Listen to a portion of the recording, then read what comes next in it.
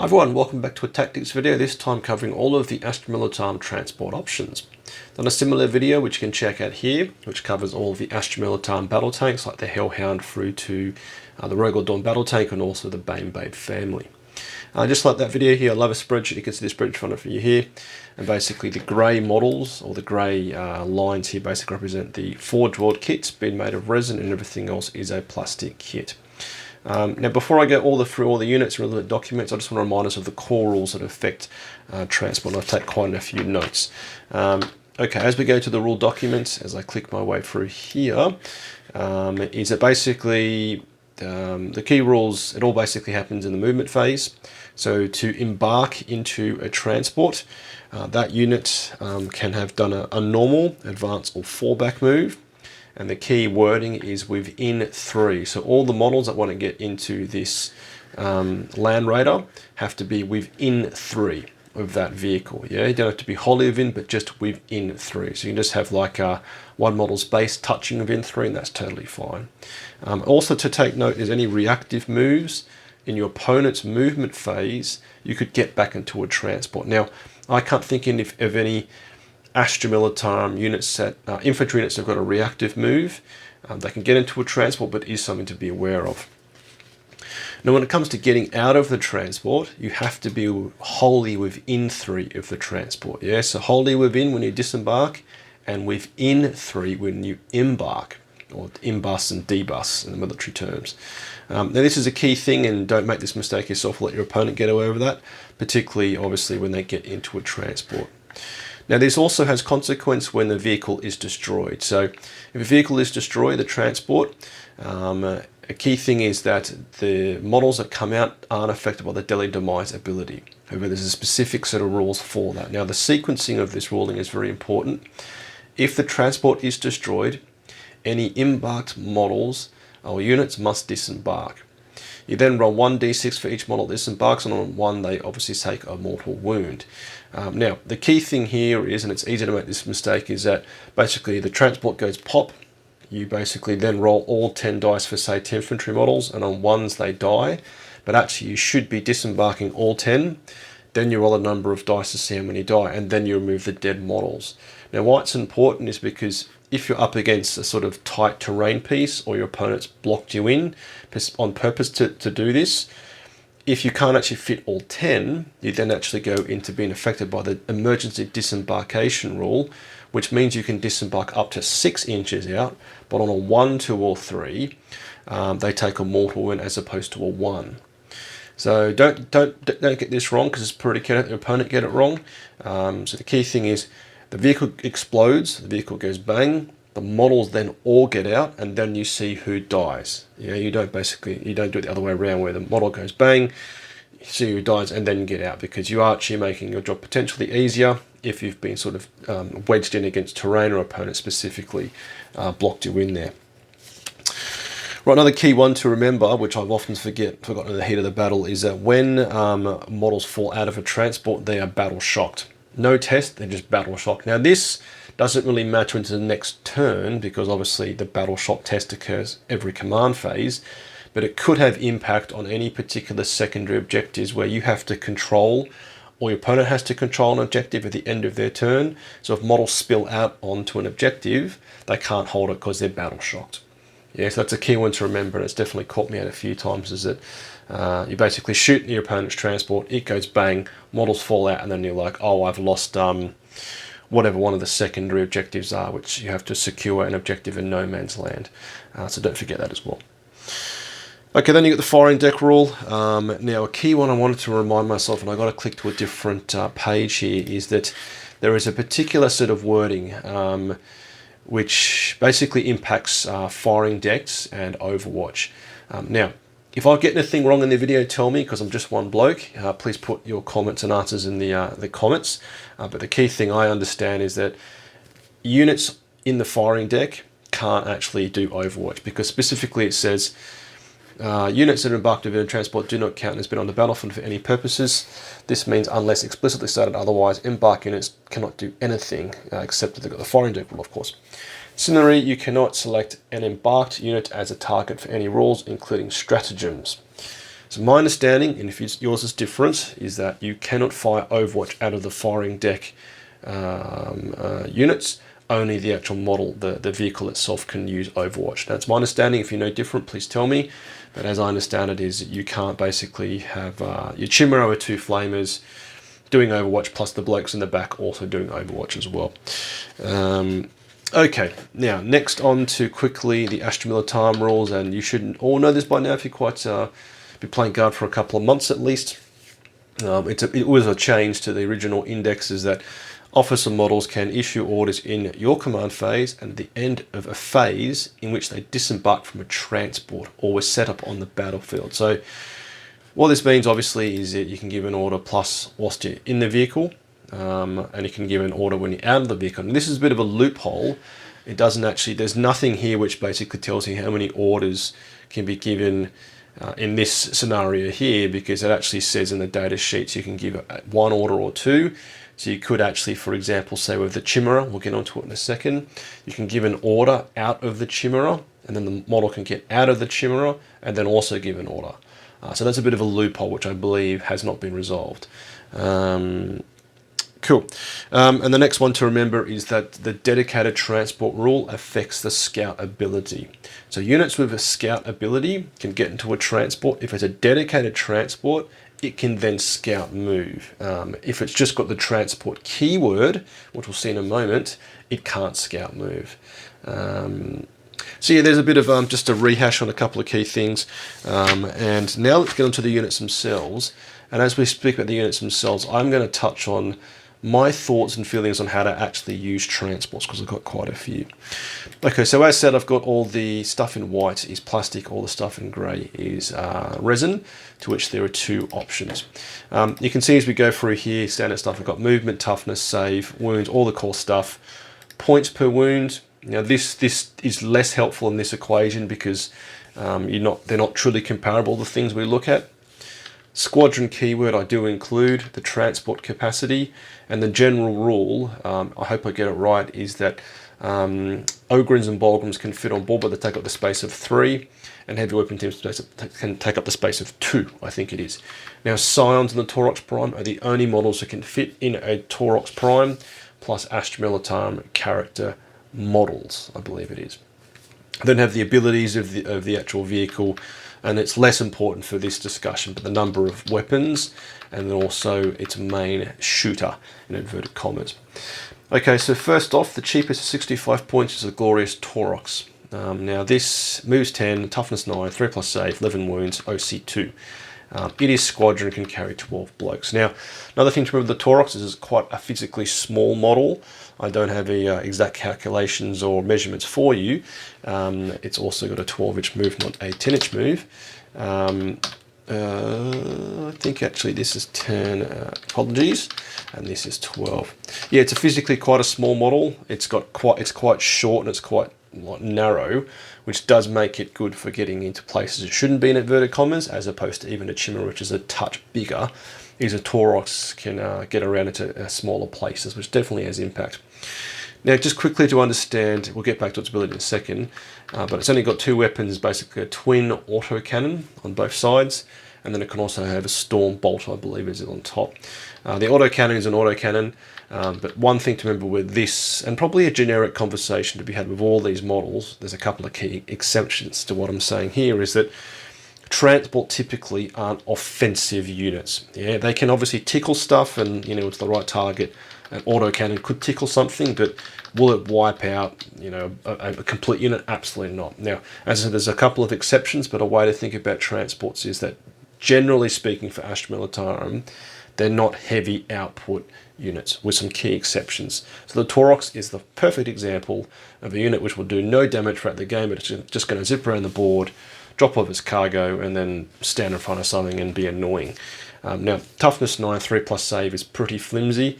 Actually toughness 8, and it should be 9 for the Chimera. I got that right now, yep. And this is 11 and 10, apologies. Is that this is a very flimsy vehicle, yeah? 3 plus save, not great. 8 wounds will disappear. Correction, 10 wounds and a toughness 8. Means against like even medium weaponry, they're wounding you on 5s. OC2, it's okay. I mean, it's basically one guardsman. But being able to carry 12 gentlemen or ladies is very helpful, and its other ability means units can disembark after the vehicle advances. So the vehicle can basically get a 3-inch order from a tank commander or Lord Solar. It can then advance, say an average of 3. You suddenly got an 18-inch model which has just propelled itself up the board. Now units can disembark from that after it's advanced, and remember they have to be wholly within 3, so suddenly you've got a 21-inch threat range for a bunch of blokes inside the vehicle. Now they can't do anything besides shooting. They can't advance, they can't charge after being disembarked from their vehicle, but you have got a potential 21-inch express train to blocking your opponent with maybe 4 Bolgrams, if you could fit 4, or maybe some infantry dudes inside to stand an objective. So is this a good option? I think it absolutely is. I know a lot of people do use it. 65 points. As we look at the next option, it does feel like it's not as much of a trade down as it should be from a points point of view to justify the conversation, but definitely it's a great little utility piece. Drives around the tabletop, stands in front of things, and delivers off a 21-inch delivery of OC gentlemen and ladies standing on someone's objective. Okay, next is the Chimera. This, I think, is an absolute classic. It sees loads of play out there for a good reason, because it's just fantastic. So at 70 points, 6 points per wound, it's probably marginally different from a calculation point of view. Actually, it's cheaper. That's funny. The math goes a certain way. Now, toughness 9 means against strength 5 weaponry, they're wounding you, or strength 4. Actually, no, it makes no difference. There's no difference there, but every bit counts. 11 wounds, a bit more helpful. OC2 is the same. Can carry as many blokes and ograms and ladies inside. The key difference, I do think, is that the weaponry, it's got 4 weapons. It's got a sponson heavy flamer, heavy bolter. It's then got the multi-laser heavy flamer, heavy bolter on top, and then it's got a lasgun array, which is the rapid fire 6 guns shooting at the side, and also got a heavy stubber on top as well. Now this, I think, is a great candidate for Overwatch, because you've got a lot of shots coming out of it into infantry targets, of course. You could tickle a couple of wounds with heavy flamers, and heavy flamers, of course, as you know, isn't always a reasonable profile. Now, its ability, firstly, the easy one is firing deck 2, which means the classic would be putting some Catagen jungle fighters in there for the 2 flamers at the back to give a bit more tickle. And also it's very nice that you can issue orders from within the vehicle for any embarked infantry characters. So just like what I spoke before, if you had Ursula Creed in there with some Cadians, she could be issuing 2 orders. Now the order range is still 6 from the Chimera, but that's actually easier because the Chimera is a bigger footprint than Ursula Creed's little base, obviously, so it's extending the order range by probably 2 inches. So that's good. You could then get out, give 2 more orders, and you could have models just going all over the place and doing jiggery pokery. Now 70 points per model for this model. It definitely feels like it's a big upgrade compared to what you get from the Taurox.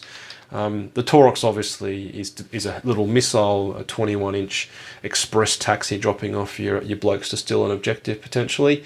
But is it enough of a 5-point trade down to justify the fact that you've got a more rugged, more of a shooting vehicle than the Taurox? Because obviously the Chimera is a vehicle, can get in the way, can move things quite quickly, but also, it can also contribute to the fight, as opposed to the Taurox, where it's got 2 autocannon shots, probably always miss. The Chimera can actually do stuff. Now that gets onto another sort of point about using transports effectively, is that you can almost treat them like little bunkers throughout the board. And a classic way to put it, and I'll get up a picture of a battle I played quite a while ago now, but it does help. As you can see, this is a gentleman's Rhino, my opponent, but again, depending on how he basically had movement. But a classic way to always use transport is to basically plonk him in the corners of terrain. So keep him an inch off the wall, because most of the world's competitive scene respects the fact that if you're more than an inch off the wall, you can't actually be charged through terrain, because the model can't fit in that inch gap. But you can almost have like a transport in here, snuggled in nice and neat, or a transport in there, snuggled nice and neat, and basically use it as a way to sort of, hustle up some infantry, they jump in there, and then they can be dispersed around the tabletop. Another thing with transports, which applies to all transports, and probably less of a conversation for Astra Militarum, is it actually is a way to project charging bubbles, because remember, charge threat range is a bubble versus a shooting threat range is a line, if that makes sense. Is you can basically plonk in some chargeable units, and they've got an extra 3 inches basically, yeah, because they get out wholly within 3, they then move 6, and then they can charge. So you're giving yourself a bit more of an easy charge. Now, are you going to be charging infantry squads and Kataja jungle fighters and other things? Maybe. Will you be doing it with Bolgrams? Absolutely. So that's also a bit of jiggery pokery there. But hopefully that makes sense. It's almost like parking your transport in certain places, either to movement block your opponent, be annoying, or to basically get the your infantry squads into different places. Cool. Okay, so the Chimera, I think, is an absolutely fantastic choice. I'm going to start color coding this now, and I'm going to be quite strict on this because, and also I typically also always take a bit of a competitive, pragmatic approach. So if you're playing fluffy and more casual, then this is still a relevant conversation, but it's less hard and fast, the rules. Well, next we've got the Taurox Prime, basically the same as its little Taurox sibling. 90 points, you are paying a lot more. It can transport 12 units, being only Scions, so you're very restricted on what you do there. And also its ability is you get to reroll wounds on targets hit by the Taurox. Now the target has to be successfully hit by the Taurox, and then the guys who get out can reroll wounds. Now it's a little gun bus. It's got 3 weapon options. It's got like a battle cannon, which can either be a battle cannon, Gatling cannon, or missile launcher. It's then got the twin linked weapons on the sides, which are either auto cannons or hotshot lads guns. And then it's got the stubber on crouching stubber, or I think it's actually a storm bolter. Now the battle cannon, not much to say. D6 shots hitting on 3s because you are Scions at 8-1-2 blast keyword. So 8-1-2 will tickle, will do good work into most infantry, but against vehicles, you're probably just going to be giving a tickle. Of course, got the squadron keyword, which means into the right vehicle targets and monsters, you've got lethal hits. But it is D6 shots, 8-1-2 going to really do much damage? Not really. Now, the thing about this, and I've never actually used the Taurox Prime because I don't play Scions a lot besides just like one five-man squad, is that it's interesting in the sense that the key jank for Scions is the deep strike ability. So by putting him in a prime, you're turning off that ability, obviously. Now again, I haven't used it, but I think it will take a very particular build to take advantage of this, because obviously you're going to take Scions, and to basically dedicate 10 Scions into a vehicle which buzzes up the board, drops them out.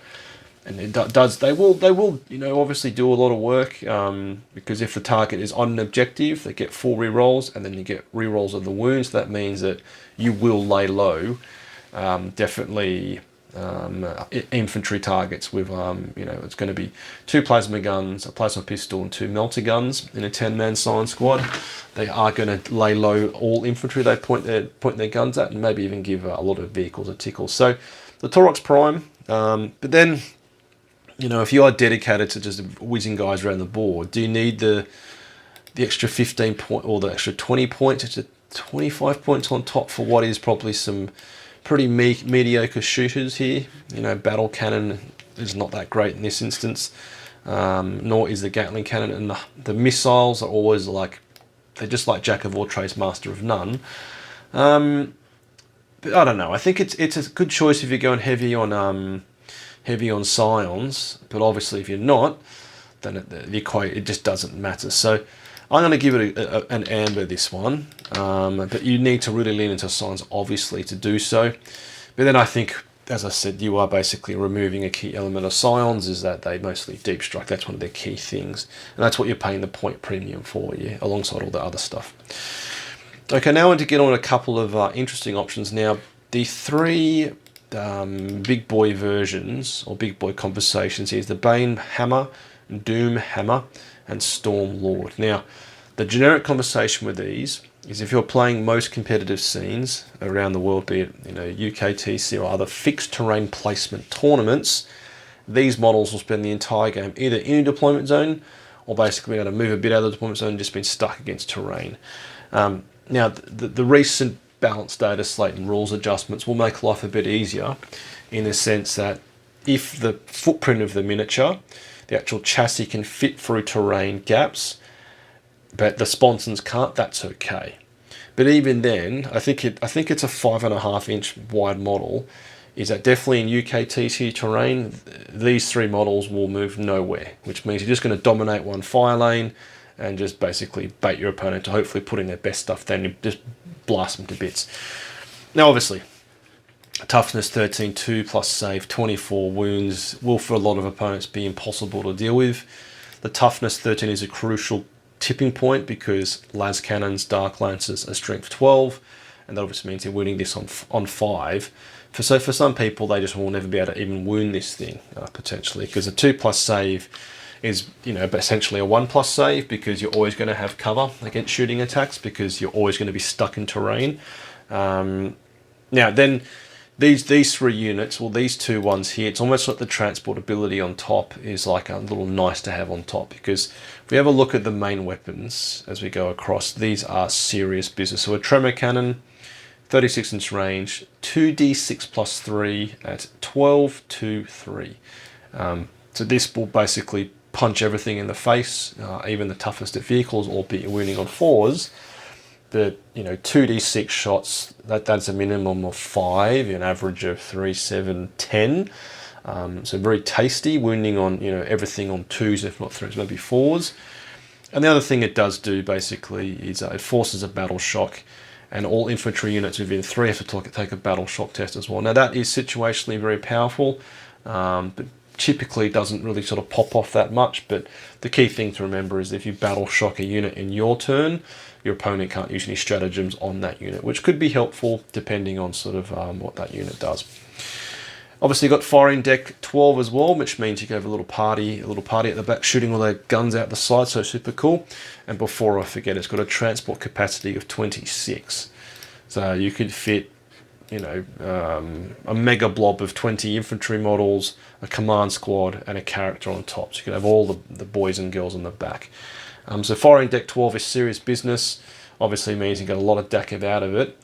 But again, depending on the type of terrain you play, that simply answers the question. Because if you're playing in a terrain-heavy game, this is just pointless almost. I took it to an RT once where they typically play UKTC fixed terrain, and in all 3 games it was just stuck in one place doing nothing. So, you know, are these good models? Yes. Will they blast things to pieces? Yes. Not only have you got a tremor cannon, you've then got, you know, 5 twin-linked heavy bolters, heavy flamers. You've then got 4 las cannons. This thing is going to just dominate everything. But again, generically with Titanic units, is you can't overwatch, and these don't have any army rules at all. Yeah, you got no squadron, you got no regiment, which means you get no lethal hits whatsoever. Does this model need lethal hits? Probably not. It's already terrifying as it is. But is this a serious contention model from a transport point of view? I'd say no. Okay, and the other thing is that, yeah, these 3 here, dedicated transport, can scout move, and everything else we have talked about here can't scout move, which is cool. Okay, next simply, it just sort of as I went through the app, and this is all by alphabetical, is the Crussus, so Forgeworld unit. This is an absolute classic kit. Now, it moves 10. It's a bit slower, like all alongside the Chimera. Toughness 11, 2 plus save, 18 wounds, so, and an OC of 5. So this thing in itself, and we're paying 180 points, you're getting a lot of toughness for 180 points, yeah? So toughness 11, I think, is the same as the Malcador, I believe it is. I think it's the Malcador, so it's relatively resilient. 2 plus save makes it as tough as a Lehman Russ battle tank. And then the awesome thing is you can carry 36 models on board this thing. Now that's a lot, and also just like the Taurox Prime, it can reroll wounds after it's shot at something. All the other models that come out of it, the 36 blokes and girls inside, can reroll wounds, shooting attacks against that unit. So just quickly, it's got 5 weapons. It's got 4 heavy bolters and a stubber. Is it going to do much damage? No. This is another example of a unit which won't do much damage besides just driving into things.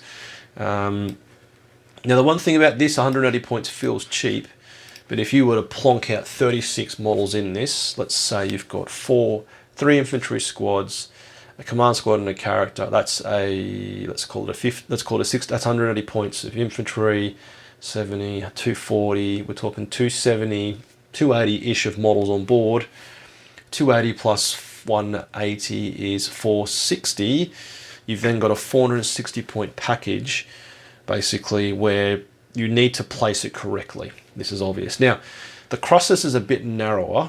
It should be okay in most fixed terrain layouts, maybe okay in UKTC, but this is a big commitment as far as the game plan's concerned, as you've got potentially 460 odd points, 450 of points, maybe 500 points depending on what's on board, where you need to place this so carefully and make sure that all the goodies can spill out properly, that this actually would take a lot of tactical use, a lot of like careful tactical use. And I would actually say overall, using transports effectively it's quite skillful play, particularly for guard, where we're not like disembarking sword brethren to go and stab things to pieces. You're disembarking typically quite squishy units besides Bolgrams. Is how you use them is not typically to sort of take out enemy units. It's more to movement block or steal objectives from your opponent. So the other thing to think about, I think, is just coming to me now, is if you've got 36 units models on board, making them all fit within the 3-inch bubble may actually be quite hard if you did put 36 on board. And of course, if your opponent's has jammed things into it to sort of movement block and control your disembark, that's even tougher again. Now, it doesn't mean you need to disembark everything in one activation. It could be over the course of 2. But I do feel having such a big transport capacity actually will give you a lot to think about. I've never used the Crussus. I've built the Praetor, which is the block rocket launcher, which uses the same chassis. So it is quite long. It is relatively fat as well. It's not as fat as a Bane hammer or a Dune hammer. But I think its use has to be done very carefully. Now, is this a competitive choice? I don't think so. It's going to probably get in the way. I mean, 180 points, you'd almost just be like, if you're just going after transport spam, just take, 2 Chimeras, maybe 3, and then you've got 3 independent choices to make. It can fit in much easier places, and then three Chimeras would have more output from a damage point of view, albeit it's 30 points more than 4 heavy bolters. Is it a cool model though? Bloody oath it is. Does it look amazing? Yes, it's super cool. You can have like loads of models stacked up inside, ready to get out and sort of charge into the fight. But is it competitive choice? I don't think it is. All right, now similar conversation will then be had with the Doom Hammer. So obviously it's a massive model, can get stuck in things.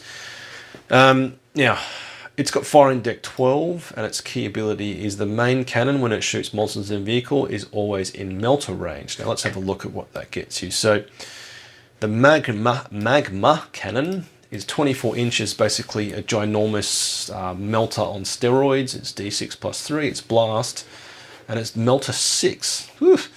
So that means against monsters and vehicles, you've got a minimum of 7 damage coming into you. So 12 AP4, D6 damage. Now 24-inch range is quite narrow, quite short, but it does mean if your opponent puts anything near it, which is a vehicle, ciao ciao, it's going to just disappear.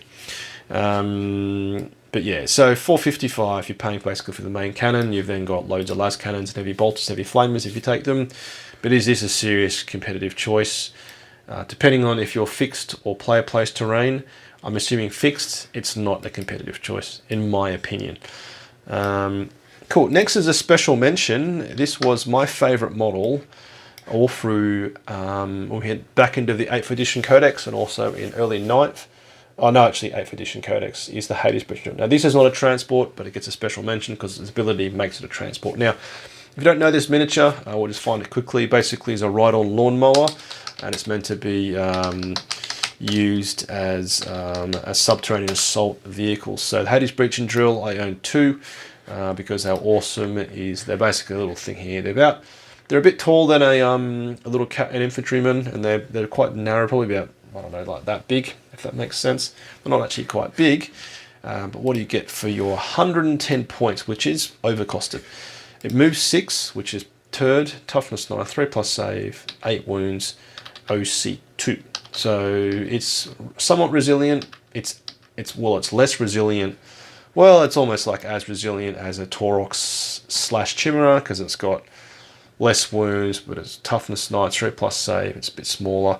Now, what can it do? It can deep strike, which is very powerful, and it can also bring 1 infantry unit along for the ride, and that unit can also deep strike and be within 9 inches of the Hades breach and drill. So that's within 9 is a bit of a weird rule, because I mean, if you're deep striking, you're probably going for a charge, so you wouldn't want to be further away from the breach and drill itself. As well, it does give you options. You can almost deep strike the breach and drill into a safe place behind terrain, and then have maybe some Bulgrams have come out underneath the ground, you know, within a 9-inch charge of your opponent. So it does give you a bit of jank. But what's its weapons? It's got no shooters, just got a stabber. It's got the melter cutter drill. This is a melee weapon. 6 attacks, hitting on 4 at 9, AP4, D6 plus 2 damage. So essentially it's, and actually the model's super cool, yeah, because inside is actually like a melter gun inside, because obviously it's boring its way through terrain, it's melting stuff. So 6 attacks, hitting on 4 is a turd. It's not squadron, which means it can only get orders from Lord Solar. And given actually that this thing arrives out in the movement phase, Lord Solar can't order it in the phase it arrives. Of course, if you then reinforce a tank commander in, he can give an order to it, but that's a key thing. Is actually going to only ever be hitting on 4s, unless in the subsequent turn Lord Solar gives it an order. Then this glorious, mulch muncher is going to be hitting on 3s, because hitting on 3s at 9 AP4 D6 plus 2 damage is quite terrifying. But hitting on 4s, you're going to probably miss half the time, and then you got a wound. But it was amazing in the back into 8th, I think, or maybe it was a 9th edition, when if you went into vehicles, it was flat 6 damage. It was glorious. It was absolutely awesome. But is this a competitive choice? I think 110 is just too much. You are basically paying a massive premium for deep strike, and then what is potentially quite a damaging vehicle. But is it a competitive choice? I don't think so. Okay, Stormlord. Same conversation with the big models here. It can carry a whopping 40 models. So this is the maximum you can bring, as I understand it. 40 models. You can bring 4 infantry squads. Firing deck 24, absolutely amazing. You can have all these las guns spitting death everywhere. A great big party bus. It's then got actually 12 weapons, because it's got the bonus of having 2 stubbers at the back. So when you model up your Baneblade, you can have like 2 guys just stand there zapping away with stubbers. So super cool. And its main weapon, the Vulcan Mega Bolter, 48 inches, 20 shots, hitting on 4s at 6, 1, 2 damage, and sustained 1. Now this means you're going to basically bully any infantry you come across, but against vehicles, AP1 is AP none. You're probably just going to be bouncing off, wounding all vehicles, set the toughest on fire, so it's something. But still, you've got 4 las cannons and flamers and heavy bolters potentially. Its ability also is just, as I said about like the sequencing of your units, is that at the end of your opponent's movement phase, 1 infantry unit within 6 can re-embark. So that could be super janky. You could basically drop out, I don't know, some Kazkin. They could do what they're shooting and come back in again, and just sort of like play a little game of in and out, which would be super cool. But just like the other big models, in competitive play, in loads of terrain heavy sets, this thing is going to be stuck there doing nothing. But with, a range of 48, it's going to dominate all fire lanes it looks at. And then I do think potentially there is some play with the in and out. But at 455, 460, which for something can basically just shoot stuff. Remember, it's just 1 model. It's just like the other 2 options. It's just a single model. It's it's 25% of your army list. They're thereabouts. Do you want 25% of your army list just sitting there, just shooting into fire lanes and being basically a massive bunker for the other models? I don't think so. Cool. Okay. Right, last but not least is the Valkyrie. Now, I've never played the Valkyrie, and I know flyers now have been pretty badly nerfed in 10th edition. They basically can only come into the game in turn 2, and then they used to be hard to hit, -1 to hit, but now they can always be hit normally. So there are massive restrictions on how survivable they can be. But what do we get with the Valkyrie? It moves a minimum of 20. Like all flyers, you can move as far as it wants, as long as it stays on the board and pivots. It's toughness 10. It's a 2+ save, I think is correct. Let's just double check that, because I didn't think it was that survivable. 14 wounds. It's the 190 points, which is getting a bit expensive. I just double check the 2+ save. Apologies. Valkyrie is 2+ save. Okay, so it's quite tanky then. It's going to take more damage than it should.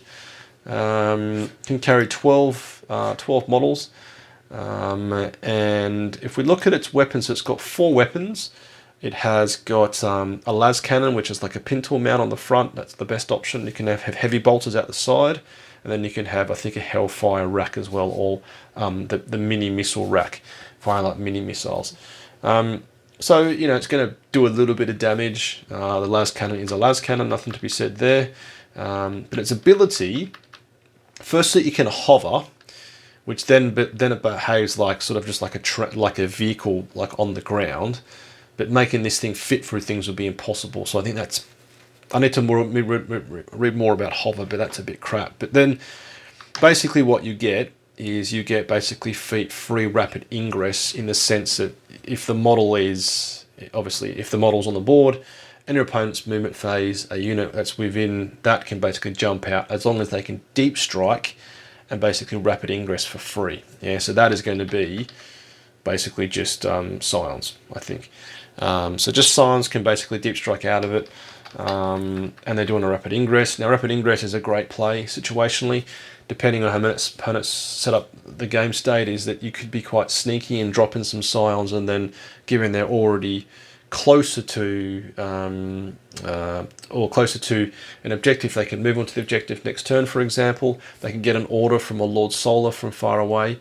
So it is a great play, rapid ingress. But Valkyrie's overall, flies overall, besides looking bloody awesome, and I want to buy some flies because they look amazing, some of them for Astra Militarum, is this going to see lots of play? I don't know. I certainly haven't seen them appear in competitive lists. I don't know. I think the easy choice for me is to give them a red rating. So, this is my perspective. If I get anything wrong, tell me. If you think differently, tell me. I read all the comments. I might not always answer or reply to comments because I have a baby now, so I'm quite busy and have a busy job, but I always read them. I try and leave a little love heart to show you've actually read your comments. So what do you think? I think I've taken a very safe route here. The Chimera, I think, is always a great option. It's a good balance of actual output and obviously can carry models. The Taurox is cheap, but if it was, say, 60 points, this would be a green for me. But 65 points, it's like, spend 5 more points to get a Chimera. Or just find the 5 points. I mean, if it was 10 points, if it was 55 points, which I never do, this would be a steal. But definitely, if you are going for mechanized spam, taking as many transports as you can physically fit, taking 1 or 2 Taurox would be fantastic, because again, you've got a potential 21-inch coming your way, Mr. Opponent, Mr. or Mrs. Opponent, models spilling out into your objective and stealing the objective off you. Not only can they steal stuff from you, but you know, if you get first turn, Cadets and Junglers inside, Scout move 6. You then give Lord Solar's order. Suddenly, that's 6. That's 3. That's 15. That's 21. It advances an average of 3. That's 24. 3-inch debuffs. You've suddenly got, you know, a 27-inch package of Cadets and Jungle Fighters coming at you. You know, maybe just standing in the way of doing a beautiful, nice screen in front of your opponent, so they're just jammed into a deployment zone, or standing in front of something important like a Land Raider, for example, just being super annoying. You know, then a Taurox Prime, if you are playing Science Spam, fantastic. But then the other options, I kind of feel that unless you're playing narrative or a bit more relaxed with your friends, they're not going to see much competitive play, simply for these options because of fixed terrain, because it's simply going to get stuck. Hades Breach and Duel obviously is good, but 110 points is simply too expensive. It's just too expensive, full stop. Once it comes out of deep strike, a 6-inch move is awful. It's terrible. It has to be ordered by Solar, sucking at valuable sort of opportunity orders in that sense. And then its weaponry is okay, but you know, again, it's got to get a Solar order. But when it connects with the right thing, this will obviously melt stuff and turn things to mulch. Finally, the Valkyrie. I think, I don't know, flies just seem like a bit of a dud this edition, unfortunately. I have seen successful use of flies in a team tournament I played at. A bloke we played against, he had multiple flies and actually did very well. But I think generically flies aren't great. 190 points for something which has got a relatively decentish amount of DACA, and its ability means you can do a free rapid ingress. I'm not sure. I think Valkyrie might actually be an amber, I think, actually. I might change my mind there. A bit flippant. But, yeah, so what do you think? What do you think of the transport options? What's your favourite? What have you found great success with? What do you disagree with, and what have I got wrong? Because I want to hear and never make less mistakes. So hopefully helpful and stimulating for the newer of you and also the veteran players out there. I'd love to hear from you, so please get commenting. If you enjoy this and want to support me, you can do so by like, comment, or by subscribing, joining my Patreon platoon, becoming a channel member, or simply watching my other YouTube videos. I'm a true Astra Militarum variety channel, covering everything from the tactical aspects, like I do here, taking more of like a spreadsheet and analytical approach, the hobby aspect, like painting, kit bashing and assembling, and also the lore aspect of Guard, and I typically cover more of like how realistic is Astra Militarum when I draw my ex-military experience as a former rifleman in the Australian Army. So massive thanks to my current supporters. So get your bayonet sharp, las gun oil, faith in the Emperor strong, Patreon platoon, sound off. Tank Commander Glenn, Tank Commander Watchdog Van Etten, Tank Commander Mitchell, Lieutenant Burke Nielsen, Lieutenant Smith, Colour Sergeant DuPont, Sergeant Adal, Scott, the Colonel Merrill, Veteran Gibson, Hall, Lundeen, Guardsman Beard, Coquelin, Flint, Hills, Malik, Nitton, Nguyen, Tom, Tompkin, Conscript de Paz, England, Evan Gunn, Gillian, Goodwin, King.